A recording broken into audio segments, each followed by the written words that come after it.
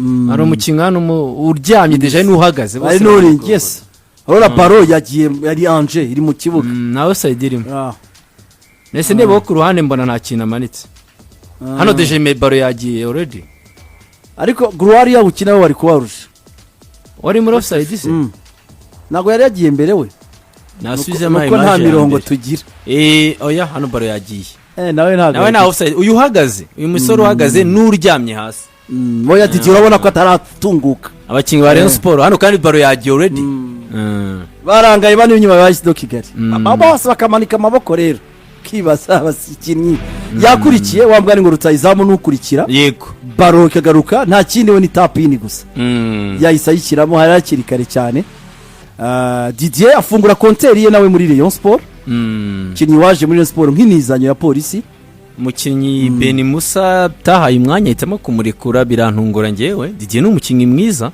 nta muntu bitatunguye Didier n'umukinyi mwiza ku ruhande rw'ibumoso n'umukinyi ushobora kuguha umusaruro mwiza cyane ku ruhande rw'ibumoso sinzi ko ari abakinyi benshi wenda buretse ko hari ibyiringiro rage ariko mu gihe bari bagize imana uko agarutse afite na Yanirija Didier ariko n'umuduburire wa byiringiro rage azakina match zose Niki kibazo vraiment numvishe coach avuga yuko we yahise yabonaga Didier atazamufasha ahitamo kumusimbuza Prince ngo abona Prince azagira byinshi byo kumufasha ariko ntago ari profile zimwe Didier burya ari polivara nicyo kiza cye ashobora gukina kuri attack nka striker number 9 ashobora gukina iburyo cyangwa ibumoso ariko Didier ni umukinnyi mwiza cyane mu gukina turuka ku ruhande rw'ibumoso Didier uri gukina turuka ku ruhande rw'ibumoso n'umukinnyi mwiza cyane sinzi impamvu mutoza agiye bagira ibyabo batoza bagira ibyabo ariko Didier mu bakinnyi b'abanyarwanda nekereza ko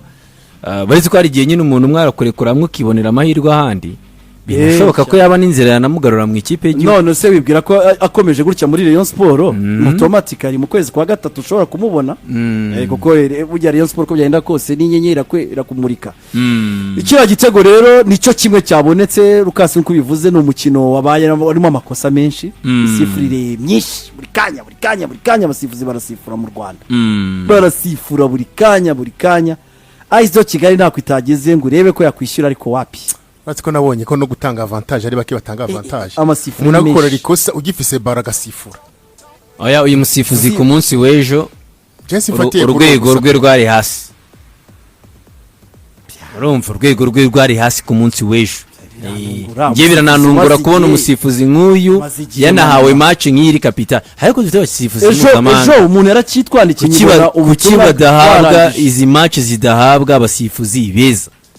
Iki ni match bikomeye ayisigaye na Rayon Sport hari abasifuzi badafite ibyapa badagize gutari kubona ku rwego rwabo ari rwiza bari kuzamuka nk'aka kana ka David ka Bucura mugani wa Shehe kariya kana urakareba ukabona ko nagasifuzi keza kishira bagahari ibyangombwa gusifura karabisifura kariya kasifeje mundi gasogi na aperi kabona match kayirimo ariko David ibya bikwireka ujejo bundi agagwa Classico abamanamana bamaze imyaka 10 nago barayisifura aba ukeko rwe nagari rwisa wibaza bigaragara ko n'umwana urimo arazamuka neza ni ikosore yongere ejo tukangiyewe namuhamano tatarenza 5 kandi ku mukino utarunagoye utagombaga kumugora ariko kabona amakosa menshi arimo kumucika nibindi Rayon Sport yahindutsemo gato ku munsi w'ejo byanashobokaga ko ari gutsinda ibitego birenze kimwe byashoboka ari gutsinda igitego kirenze kimwe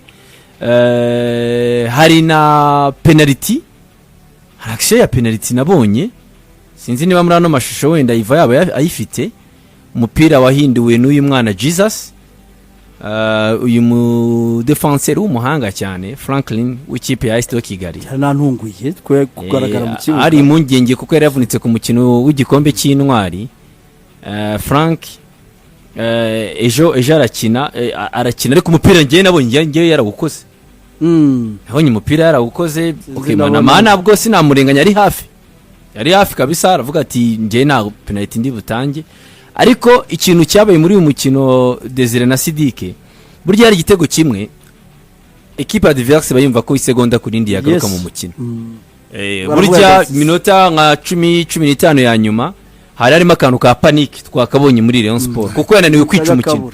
ni ngombwa Yananiwe kwica umukino, iravuga iti twaza kwikanga ikipe twishyuye. Ariko ntago ari umukino wa Sto Kigali yigeze igoramo cyane uyu musore. Ari amakazo bagize, hari nkiri ya kufra ya Bagayogo, umusore ya atakojeje akaguru cyashoboka ko cyaba igitego. Hari okaziyo muri deuxième mi-temps sinibuka niba ari Aimé cyangwa Didier yagiye gutera mupira waje agiye kusubiza mu izamu uca uruhande rw'izamu gato rya Kwizera Olivier, wabonaga ko byasaga nkaho ari igitego. Ariko ntabwo ari AS Kigali, navuga ko Rayon Sport yatsinze yibye. Manota Rayon Sport kabisa ku munsi w'ejo ya meritaga.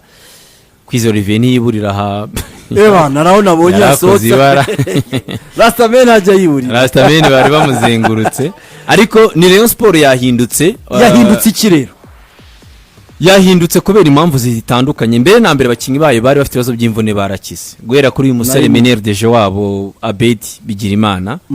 Abedi Bigirimana mu kibuga hagati uramubona cyane boss kabisa mu kibuga hagati. Rayon Sport yungutse right back, ubona ko mwiza, ufite equilibre, utanga equilibre muri attack no muri defense, ubona rwose arahindura imipira. Uyu musore akanagerageza no kudefanda neza. Ikimenyimenyi nkunganira araje uwasanze bakabange bise bicara. Kabange twamumenye muri Gorilla mu right back, ariko aza no gukina muri axe muri Gorilla. Aza muri Rayon Sport bamubara nk'umudubrire muri axe. Kigeno Rayon Sport ifite nabwo abadefenseri benshi b'abanyamahanga.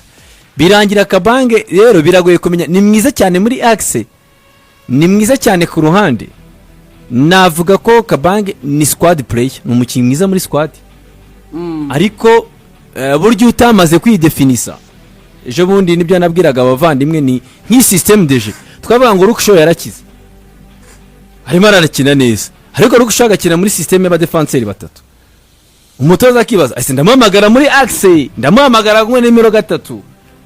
Burya biragucangara igihe birangira ahantu hose ushobora kubibura. Ubu rero haje umukinnyi nimero 2 mu b'abanyarwanda navuga beza dufite muri Rwanda Premier League. Kabange rero nese Kabange ni mwiza kuri 2, ni mwiza muri axe, ni mwiza ye. Kabange ariko ni mwiza muri axe. Ni mwiza muri axe. Naho uko namubonye. Ni mwiza muri axe kurusha Emery, kurusha Chris, kurusha Chimanga. Kurusha Yusudiani. Jembo nayo gwanira umwanya na Obed kuri 2. Koko Rayon Sport ifitemo abantu benshi hariya narwanira umwanya na Obed. Polyvalence irafasha, ariko hari igihe nanone iyo haje typical player kuri iyo position yashobora kugukoraho. Shobora kugukoraho. Ngiye ndabona Kabange none nago bamushyira hese ubunono araza gutakaza umwanya kuri nimero 2 kuko Obed match ya mbere. Ni match ya mbere yamaritse amanota. Obed wenda ntiyakira match zose, ariko yabo mudubrire. Icyo rero ni kimwe mu cyahindutse. Rayon Sport yabonye umukinnyi buryo ushobora kongera icyo yongeramo.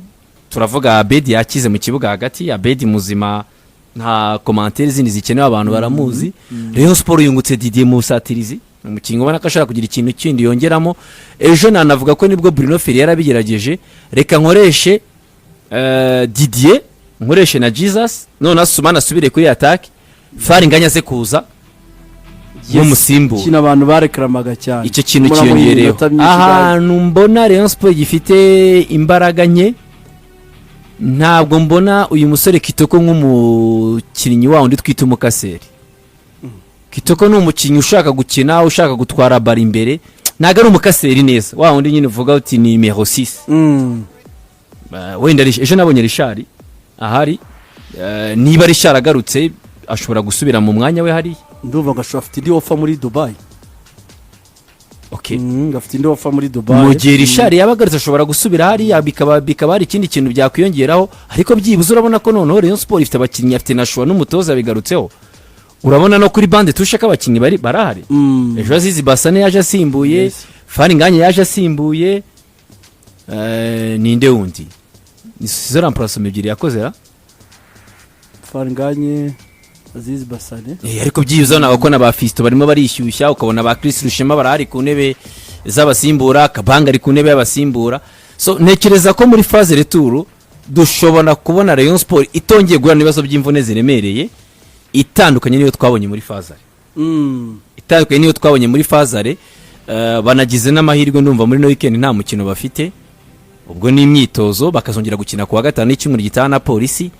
Ntekereza ko match ya polisi ni test ariko ni challenge kuri Beni Musa. Rayon Sport ishobora kumuhereza akazi kuri uriya mukino kuwa gatanu. Twagendaga tunabigarukaho cyane uti hari abakinnyi benshi ifite badahari, igihe baba bagarutse wenda bazatanga akazi, kandi turimo turabibona uyu musore Gloire kuva agarutse, Abedi Bigirimana, Basane, urumva ko n'izindi nyongera mu by'ukuri equipe yungutse, navuga ngo n'izindi recruitment nshya Rayon Sport ibonye muri iyi phase retour. David waramutse neza? Waramutse ikaze. So reka turebe Desire ku ruhande rumwe umuntu avuga ati sava, reka turebe ese Rayon Sport irakurikizaho polisi n'indi test ya kabiri muri phase retour. Polisi yarabatsinze phase ale, ariko so far wavuga ati noneho harimo ikintu abantu bareba abo yatsinze mu mikino ibiri no mwaka utangira no gucenga ijambo ari imikino ibiri cyangwa itatu Rayon Sport yakinye tuzuye kuri bande touche idafite abakinnyi 2026 imikino nk'itatu kuzuza na liste urupapuro rw'umukino byayigoye, yagongwa n'abanyarwanda kubera nibo yabura kuri liste kubera yaba yakoresheje abandi benshi. Ariko waravuze match ya polisi ntiharagera, ariko ni mu cyumweru gitaha, ariko abo polisi yakinye na Rayon Sport muri phase ntabwo araba. Oya, ushaka no gusanga atana batanu uzabona mu kibuga ku ruhande rwa Rayon Sport. Yego, nicerekana ko ari changement iri presque totale, kuko match ndavyibuka nari kuri Pele Stadium yari match polisi yasumbije Rayon Sport. Match yayisumbije cyane, hago novuga ko bicuje ko nabatahanye igitego kimwe cyonye ko bavyari kubana bitatu. Ni novuga rero nti Rayon Sport turiko turabona ko bariko baraza pole nuko kenshi usanga rimwe na rimwe hari gihe abantu bivangira ukazamva ngo umutoza ngo akwiye kwirukanwa, ngo umutoza akwiye kugira iki. Niba mu mwanya kore kuko abakinyi barahari, kandi nkuko Rukase ko bivuga, iyo umaze kugira bando touche ukagira choix umwe vyankukaro nkundi usimbuza bikoroha, ahubwo wewe ugasigara ufise ibibazo bya butanguza nkuko yavuze Richard yarahari, ariko avuga ati rika watangira kine. Mbona Rayon Sport iri kwiraza pole reka turinde muri phase retour, ariko ndayibonamwo ivyiza gusumba ivyo nabonye muri phase ari. Yes, reka no mu mukino wahuje Rayon Sport na polisi ejo bundi mu gikombe cy'intwari twabonye difference. Polisi yatsinze 0 kuri penalty, ariko bigoranye ubona ko match Rayon Sport minota 15 ya nyuma 20 habuze gato ngo Rayon Sport igaruke mu mukino ibe yanishyura. So nekereza ko bishobora gutuma wenda tubona competition, dukeneye amakipe menshi akomeye, dukeneye kubona imikino ubona ko irimo imbaraga kurusha. Wenda birashoboka aracyari kare, kuko ubwo urumva uri gukora catch up. Niba umuntu yagusize burya ibirometero 2 ushyiramo imbaraga nyinshi kugira ngo umufate. Iyo umushyikiriye hari igihe waba ari reserve akongera akakserera, none we kongera kwakserera bikakugora. Nukuvuga ngo ni buhoro buhoro, nta pressure nini wagakwiye gushyira kuri no kipe kuko ninshya ku rugero runini. Ejo Rayon Sport yanyi kipe nibwo bwa mbere bari bakenanye bari ya 11 kuri uyu mwaka w'imikino, urumva tugize ku munsi wa kangahe wa 18 nibwo Rayon Sport no kipe bwa mbere yari ikinanye muri uyu mwaka w'imikino. Nibyo urabyumva. Mu gihe za polisi tumaze kumenya liste, ubu buri muntu wese ashaka kuvuga ngo 11 ba polisi naba 11 ba peri naba ngaba. Urabyumva.